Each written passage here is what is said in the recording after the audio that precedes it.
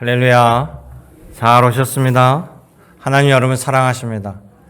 이 시간 하나님이 주신 은혜와 축복을 함께 받으시길 주님의 이름으로 축원합니다. 우리 앞뒤 좌우분과 서로 인사하겠습니다. 잘 오셨습니다. 환영합니다. 은혜 받기를 원합니다.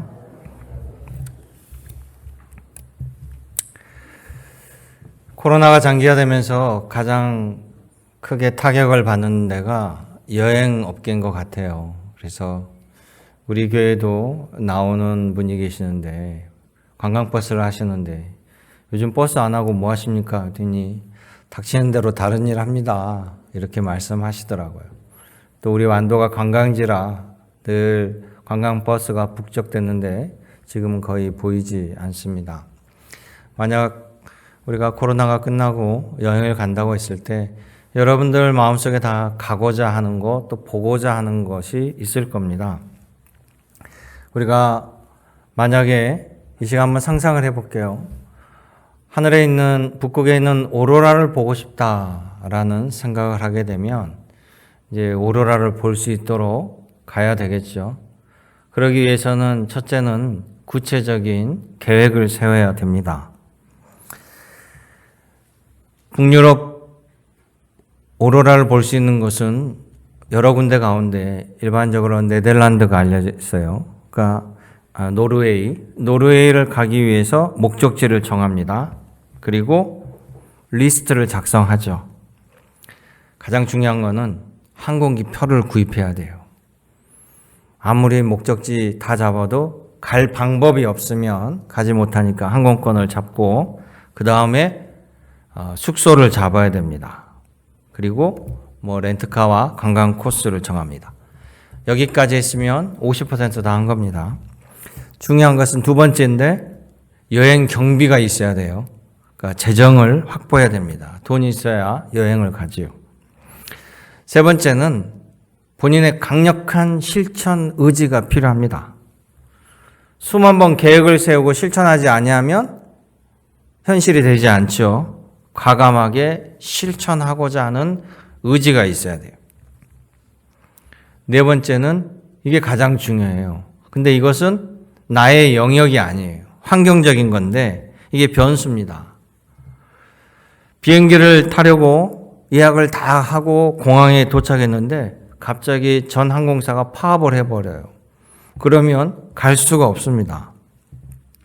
만약 비행기를 타고 노르웨이 도착했어요. 근데 전혀 예상치 못한 만약 노르웨이에 쿠데타가 터져버렸다라면 여행을 할 수가 없습니다. 지금처럼 우리가 알지 못하는 코로나 바이러스가 터져서 모든 일상이 갑자기 중지돼 버린다라면 모든 계획이 물거품이 되지요. 그래서 이 마지막 네 번째 환경적인 부분을 신의 영역이라고 합니다. 이럴 때 사람들은 신의 장난이다 이런 이야기를 하죠.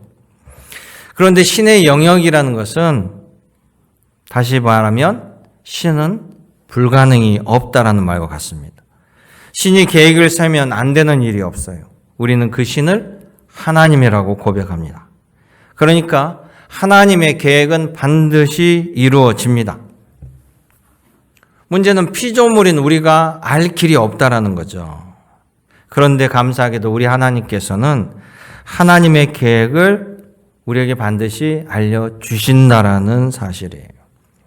가장 구체적인 것은 선지자를 통해서 예언의 말씀을 통해서 알려주시고 또 하나는 믿음의 사건들, 역사를 통해서 하나님이 보여주시는 것이죠.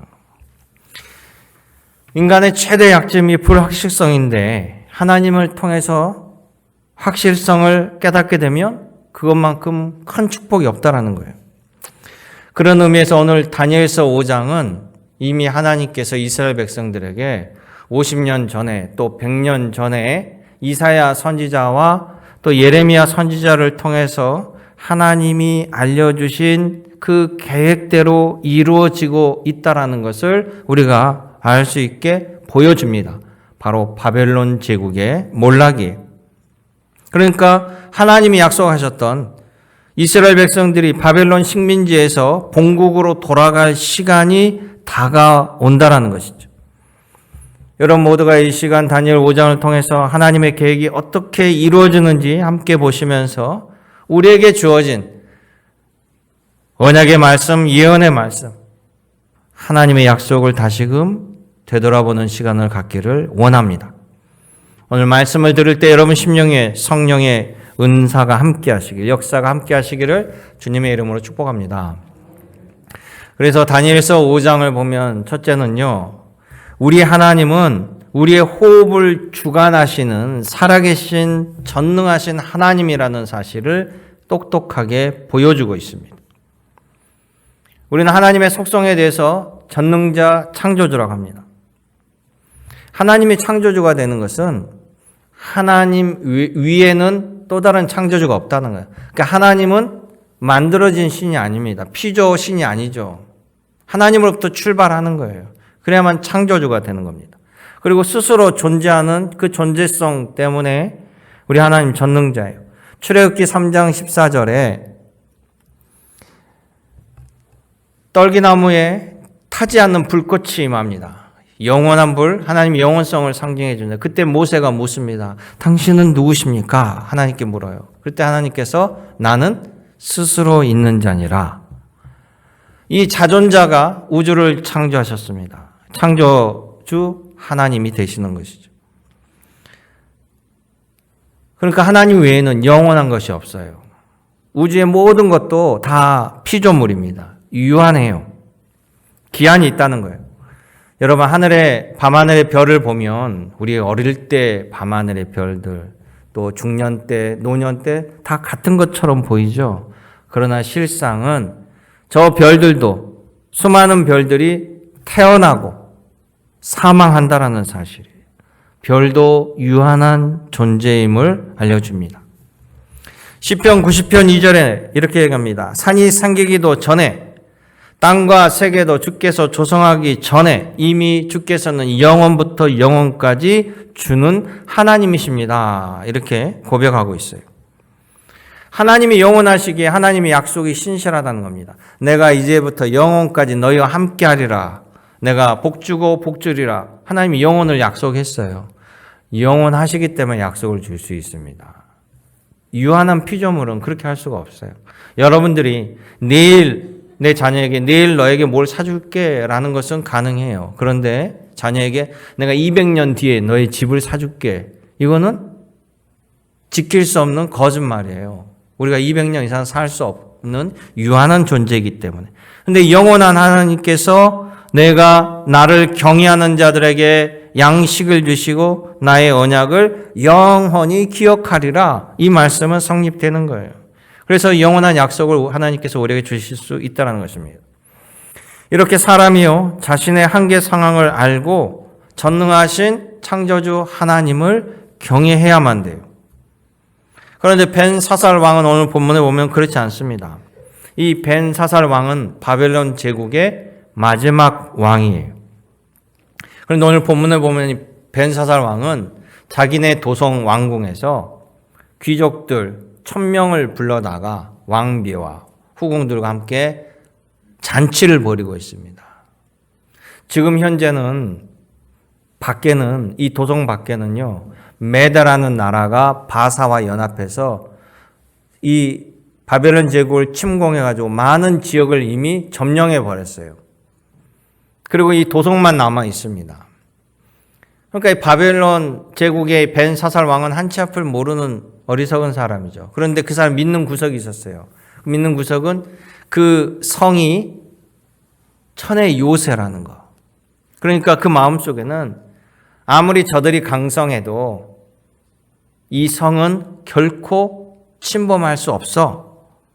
이런 생각을 가지고 귀족들을 다 불러다가 내부 단속과 단합을 위해서 지금 술잔치를 벌이는 거예요. 그리고 술잔치를 벌이면서 술기운이 오르니까 이스라엘 하나님의 성전에서 약탈해간 이 성물들 가운데 금 그릇을 가져오라고 명령해요. 그래가지고 거기다가 술을 부어서 마시면서 하나님을 조롱합니다. 그리고 바벨론 제국에 있는 모든 미신들을 찬양해요. 5장 4절의 말씀이에요. 거기 보시면 그들이 술을 마시고는 금, 은, 구리, 쇠, 나무, 돌로 만든 신들을 찬양하니라. 살아계신 하나님을 조롱하면서요, 지켜줄 수 없는 실제하지 않은 잡기들을 찬양하고 하나님을 능멸하고 있어요. 과연 이 돌로 만든, 나무로 만든, 은으로 만든 이 형상의 신들이 그 나라를 지켜줄까요? 그 자리에 다니엘이 와서 5장 23절에 보면 다니엘이 왕에게 이렇게 꾸짖어요. 뭐라고 얘기하냐면, 왕은 성전 그릇의 술을 마시며 보지도 듣지도 알지도 못하는 금, 은, 구리, 쇠와 나무, 돌로 만든 신상들을 찬양하고 도리어 왕의 호흡을 주장하시고 왕의 모든 길을 작정하시는 하나님께 영광을 돌리지 아니합니까? 매우 준엄한 분노에 찬 꾸짖음이 들어가는 거예요. 여러분, 생명을 주시는 이는 하나님이십니다. 우리 창세기 2장 7절에 분명히 나와 있잖아요. 하나님이 흙으로 사람을 지어서 코에 생기를 불어넣어서 살아있는 생명이 되었다라고 말씀한다. 생명을 주시는 이가 하나님이시고 거두시는 이가 하나님이라는 사실이에요. 우리는 그 거두시는 때도 알지 못합니다. 우리는 언제 태어날지도 알지 못해요. 이 다니엘은요, 바벨론 제국이 이스라엘을 멸망시킬 때 한 번 쳐들어와서 멸망시킨 것이 아니라 3번에 걸쳐 나누어서 침공을 합니다. 그때 첫 번째 쳐들어와서 여호와김 왕과 이 다니엘을 끌고 가요. 많은 귀족 자녀들을. 두 번째 침공해서는 여호와긴 왕을 끌고 가면서 또 이스라엘 백성들을 끌고 갔다. 그때 에스겔이라는 사람이 끌려가요. 둘 다 바벨론 제국에 끌려갔는데 다니엘은 왕궁으로 뽑혀가지고 교육을 받게 되고 이 에스겔은 제사장이었어요. 이 에스겔 제사장은 그 바벨론 제국의 유대인들을 몰아놓는 집단촌 그발 강가에서 거주했어요. 그러니까 에스겔이 얼마나 참담하겠습니까? 하나님의 제사장이었어요. 전능하신 하나님의 제사장이었는데 성전이 다 파괴되고 다 빼앗기고 바벨론 제국에 질질 끌려왔습니다. 그리고 나라가 망해가는 걸 봐요. 바벨론 제국은 대제국이고 이스라엘은 다시 회복할 소망이 없어요. 그러니까 얼마나 참담한 마음으로 눈물로 이 그발강가에서 울며 기도한 줄 몰라요. 근데 기도 가운데 하나님께서 환상으로 임하십니다. 에스겔에게 말씀하십니다. 내가 이스라엘을 회복시켜 주리라. 근데 이 에스겔의 이성으로는, 머리로는 도저히 이해할 수 없는 거예요. 어떻게 회복하냐고요. 바벨론 제국은 지금 아주 강성한 나라고, 이미 이스라엘은 초토화가 돼버려고 백성들은 다 끌려왔는데 독립전쟁을 일으킬 여력도 없는데요. 그러니까 에스겔이 환상 가운데 하나님께 물어봐요. 하나님, 어떻게 그런 일이 일어나겠습니까? 라고 물어봅니다. 그랬더니 하나님께서 환상 가운데 에스겔을 여러 군데로 데리고 다니시면서 보여주시는데 어떻게 이런 일이 일어납니까? 라고 하니까 해골골짜기로 에스겔을 데려가요. 그냥 온 뼈들이 산처럼 쌓이는 해골골짜기에 갔는데 거기서 하나님이 묻습니다. 에스겔에게. 에스겔아, 이 뼈가 살 수 있겠느냐? 라고 물어봐요. 여러분 같으면 어떻게 대답하시겠어요? 우리 이성으로는 이 말라 비틀어진 뼈, 그 뼈가 수북에 쌓여서 얼마나 끔찍해요. 이 뼈가 어떻게 살아나겠어요. 근데 하나님께서 물어보신단 말이에요. 그러니까 에스겔이 뭐라고 대답하냐면요. 주께서 아십니다. 얼마나 지혜로워요. 자기 머리로는 아닌데 하나님 물어보시니까 또 못 살아납니다. 이렇게 말할 수는 없고, 그러니까 주님만이 아십니다. 이렇게 얘기하니까 그 말을 들으시고 하나님께서 이 뼈들에게 명령을 하니까 갑자기 온몸이 흩어져 있는 뼈들이 착착착착 맞춰지더니 그 뼈에 근육이 돋고 살이 돋고 살아나기 시작하는, 그래서 군대를 이루는 장면을 보여주신 거예요. 눈앞에서. 그러면서 하나님께서 말씀하십니다. 너희들은 소망이 없다라고 말하지만 하나님은 살리시는 분이고 죽은 무덤에서도 나오게 하시니 너희는 전능하신 하나님을 알라. 너는 이 말씀을 이스라엘 백성들에게 전하라. 에스겔은 바벨론 제국 그곳에서요, 끌려온 이스라엘 백성들에게 하나님의 말씀 전하라고 그에게 환상을 주신 거예요. 그러기에 사랑하는 성도 여러분, 호흡이 끊어질 자를 의지하지 말고 영원하신 하나님 말씀을 들어야 됩니다. 하나님 안에 영생과 축복과 최후의 승리가 있는 것이에요. 우리 하나님 분명히 말씀하셨어요. 이 백성이 나를 경외하면 내가 양식과 영혼을 영원하게 지켜주시리라. 하나님의 말씀이었어요. 여러분, 이 믿음대로 살아가시기를 주님의 이름으로 축원합니다. 두 번째는요, 하나님이 보여주신 신앙의 역사를 깨닫지 못하면 망하는 인생이 된다는 겁니다. 벤사살 왕이 이 성전 그릇에 술을 마시며 하나님을 조롱할 때, 그리고 잡신을 찬양할 때 그 자리에 놀라운 일이 벌어져요. 여기가 그 자리라고 한다면 이 벽에 갑자기 손이 나타납니다. 거기 있는 사람들이 다 볼 수 있게 손이 나타나더니 이 벽에다가 글씨를 써요. 얼마나 놀라겠습니까? 형체도 없이 손만 나와서 벽에다가 글씨를 쓰는데 다 읽을 수 있는 글이에요. 메네 되게 우바르신이라는. 그러니까 5장 6절에 보세요. 벤사살 왕이 얼마나 놀랐는지 무릎과 무릎이 서로 부딪히며 달달달달달달 떨고 있습니다. 그래가지고 바벨론에 있는 지혜자들 다 소집해요. 이게 무슨 말이냐 해석을 시키는데 아무도 해석하지 못합니다. 그러니까 1,000명이 넘는 사람들이 그곳에 있었기 때문에 또 지혜자가 와서 해석하지 못하니까 그 소문이 삽시간에 퍼지죠. 오늘 본문에 보면 뒤늦게 그 자리에 달려온 사람이 있어요. 왕의 어머니 태우가 그 자리에 나타납니다. 그리고 다니엘을 당장 불러서 다니엘에게 물어봐라. 왜냐하면 너희 아버지 세대 이 다니엘이 어떤 일을 했는지 다니엘에게 다니엘만이 해석할 수 있을 것이다. 당장 물어봅니다.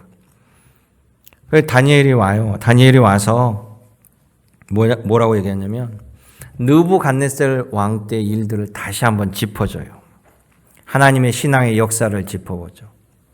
당신의 아버지 시대에 느부갓네살 왕이 하나님이 권력을 주시고 하나님이 은혜를 주셔서 그 자리에 세웠는데 하나님을 무시하고 능멸하고 교만하였다가 그가 하나님 말씀처럼 소처럼 들짐승처럼 정신이 미쳐서 7년을 헤매다가 결국 하나님께서 그를 회복시켜 주셨습니다. 그러면서 여기 보면요. 본문에 보면 22절을 보세요. 같이 읽어볼까요? 벤사살이여 왕은 그의 아들이 되어서 이것을 다 알고도 아직도 마음을 낮추지 아니하고. 아멘. 그러니까 아버지 때 벌어진 그 사건을 다 알면서도 이렇게 하나님을 모독할 수 있습니까? 그러면서 23절 후반부에 왕의 호흡은 하나님께 있습니다. 왕의 생명은 하나님께 있는 거예요. 하나님께서 이것을 알게 하시려고 저 잡신들이 여러분들 지키는 게 아닙니다. 하나님이 이것을 알려고 이 손가락에 글을 기록하였습니다. 이렇게 얘기하는 거예요. 즉 하나님께서 베풀어 주신 지나간 역사는 우리들에게 하나님이 주신 놀라운 지혜의 보고예요. 그 역사를 배워서 삶에 적용하는 시간들이 바로 나에게는 은혜의 시간, 자비의 시간이 된다는 겁니다. 우리가 구약 성경을 보면서 하나님의 기적의 사건들 보면서 배우는 것은 하나님께서 어떻게 역사하시는지, 어떻게 도우시는지, 하나님이 기뻐하시는 일이 무엇인지, 하나님께서 멸망길이라고 말하는 것이 무엇인지, 하나님의 심판이 어떻게 되는지를 똑똑히 깨닫게 되는 시간이에요. 여러분, 그래서 신앙의 역사가 중요합니다. 제가 여러분들에게 얘기한 것처럼 우리 안에 일어난 놀라운 하나님의 은혜의 사건들, 도움의 사건들도 기록하고 기억하고 전해야 되지만 또 사건, 사고를 통해서 하나님의 징계와 또 하나님의 경고, 이 모든 것들도 우리는 깨닫고 반면교사 삼아야 되는. 중요한 건 하나님께서 예언으로 말씀해 주시고 다른 사람, 믿음의 사람을 통해서도 말씀해 주시지만 내 안에 일어난, 다른 사람에 일어난 사건의 역사를 통해서도 알게 해주신다는. 여러분, 우리가 계획을 알지 못하고 일을 당하면요, 억울해해요. 자기 책임이 없다고 생각하고 상대방에게 전가합니다. 그런데 계획을 다 내가 알고도 그 일을 당하게 되면 뒤늦은 자책뿐이에요. 자책은 전혀 도움이 안 됩니다. 예를 들어 예전에는 고속도로를 운전하고 가다 보면요, 경찰이 숨어서 단속을 했습니다.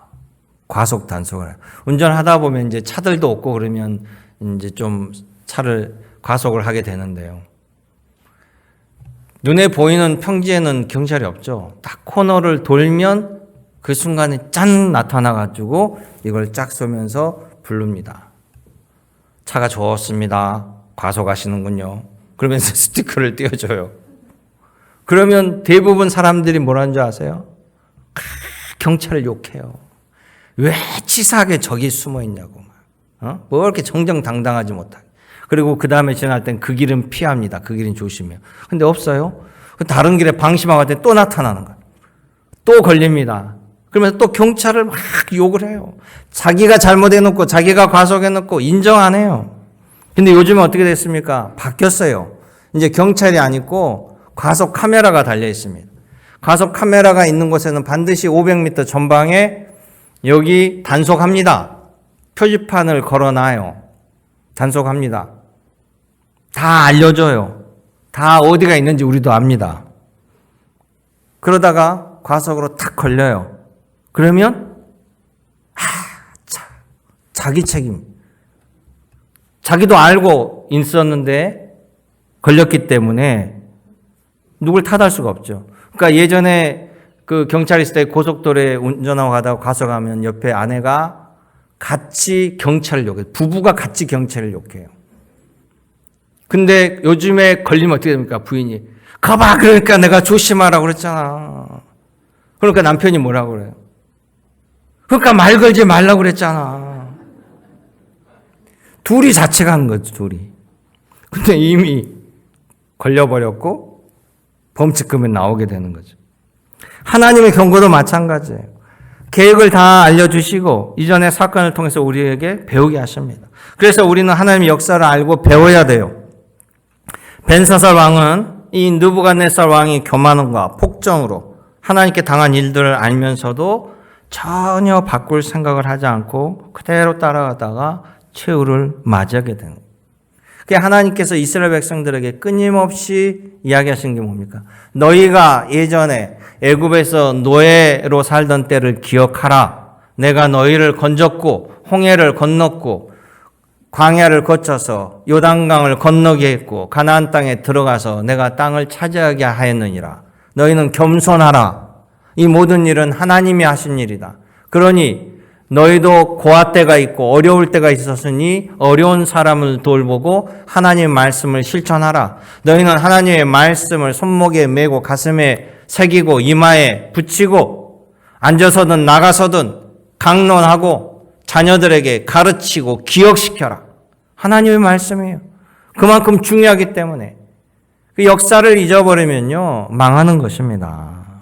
그러기에 사랑하는 성도 여러분, 중요한 것은 우리 하나님은 여러분들을 위한 선한 계획을 가지고 계시다는 사실이, 그리고 그 계획을 실천하실 강력한 의지가 있다라고 말씀하셨습니다.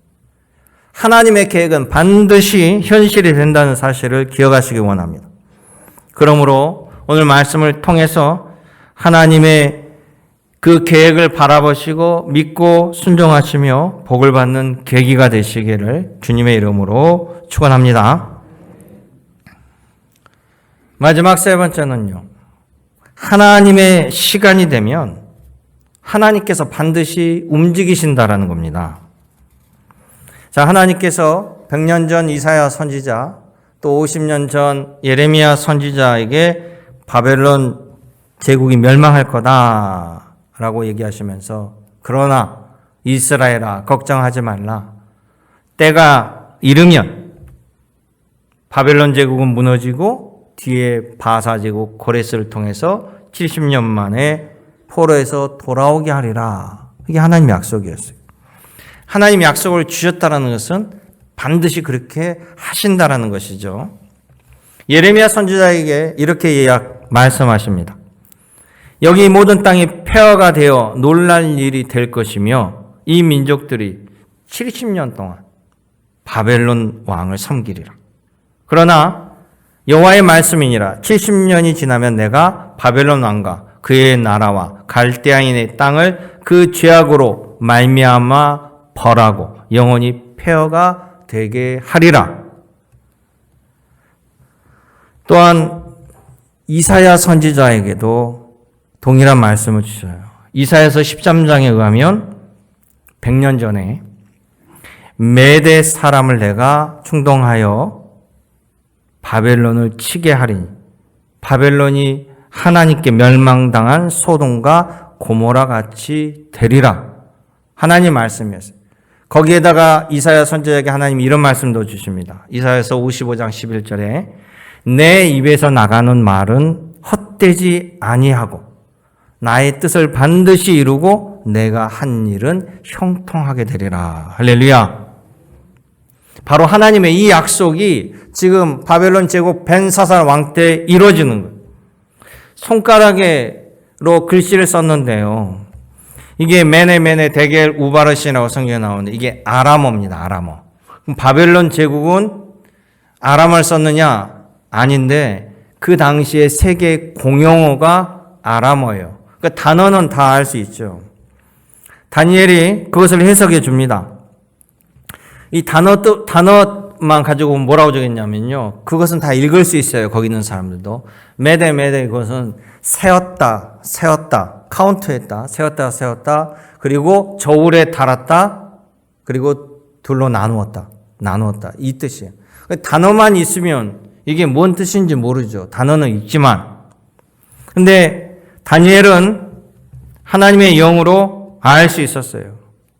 그래서 벤사살 왕에게 해석을 해줍니다. 자, 메네, 이 세웠다는 것은요, 하나님께서 날수를 세워서 이제 때가 이르렀다라는 말씀입니다.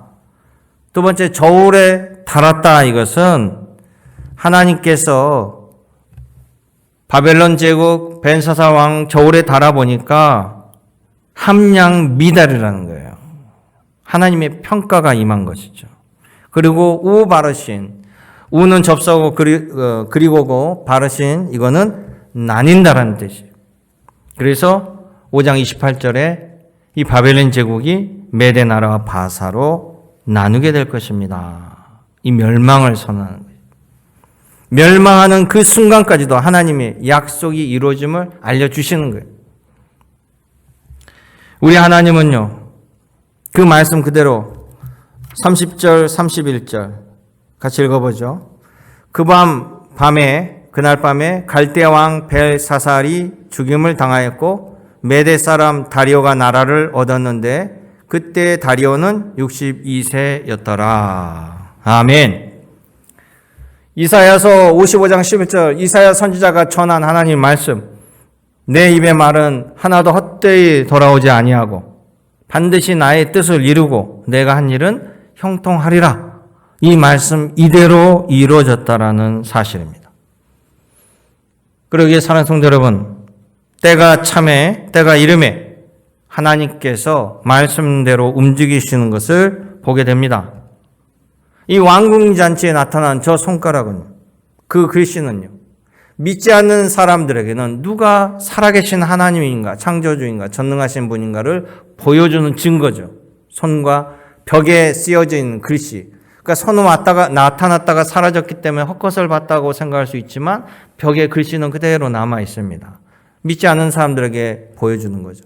믿는 사람에게는 뭡니까? 바로 하나님의 역사가 이렇게 이루어지고 있다는 것을 똑똑하게 보게 하시는 거죠. 그러기에 여러분, 때를 정하시는 분은 하나님이십니다.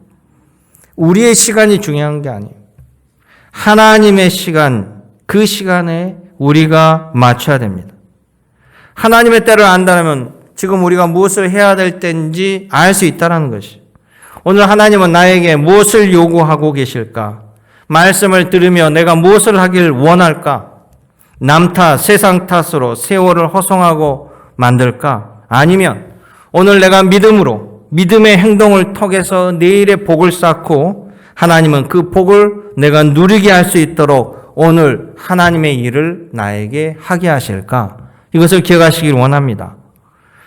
예수님의 제자 가운데 수제자고 가장 믿음이 좋고 믿음직했던 베드로.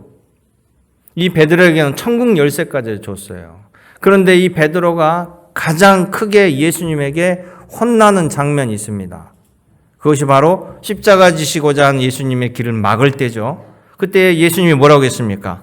너가 하나님의 일을 생각지 아니하고 도리어 사람의 일을 생각하는도다. 아멘. 가장 크게 꾸짖음을 받았습니다.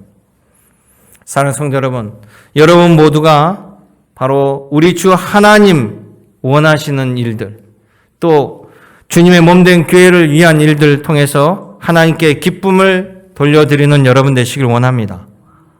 주님은 우리에게 약속 분명히 하셨습니다. 누구든지 나의 이 말을 듣고 행하는 자, 그 집을 반석 위에 지은 지혜로운 사람 같으니라. 아멘. 이 말씀을 기억하시길 원합니다. 기도하겠습니다.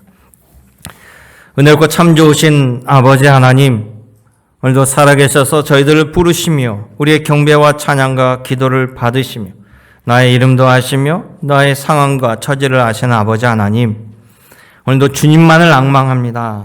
주님만을 바라봅니다.